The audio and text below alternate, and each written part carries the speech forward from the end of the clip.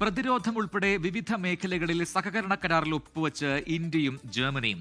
ഗുജറാത്തിലെ ഗാന്ധിനഗറിൽ പ്രധാനമന്ത്രി നരേന്ദ്രമോദിയും ജർമ്മൻ ചാൻസലർ ഫ്രീഡ്രിഷ് മെർസും നടത്തിയ ഉഭയകക്ഷി ചർച്ചയിലാണ് ധാരണ.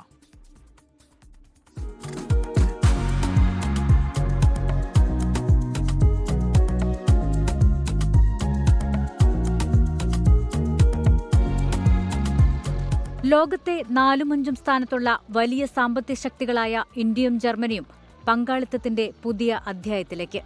തന്ത്രപ്രധാന സഹകരണ ഉടമ്പടി ഉണ്ടാക്കിയതിന്റെ 25ാം വാർഷികത്തിലാണ് ജർമ്മൻ ചാൻസലർ ഇന്ത്യയിലെത്തിയത്. രാവിലെ സബർമതി ആശ്രമത്തിൽ പ്രധാനമന്ത്രി നരേന്ദ്രമോദിയും ജർമ്മൻ ചാൻസലർ ഫ്രീഡ്രിഷ് മെർസും ഒരുമിച്ചെത്തി.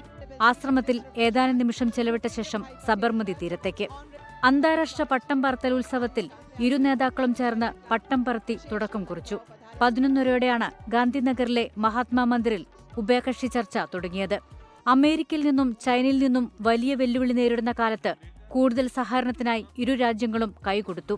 ഇരു രാജ്യങ്ങളിലെയും കമ്പനികൾ ചേർന്ന് മെഗാ പ്രോജക്ടുകൾ സ്ഥാപിക്കുമെന്ന് പ്രധാനമന്ത്രി.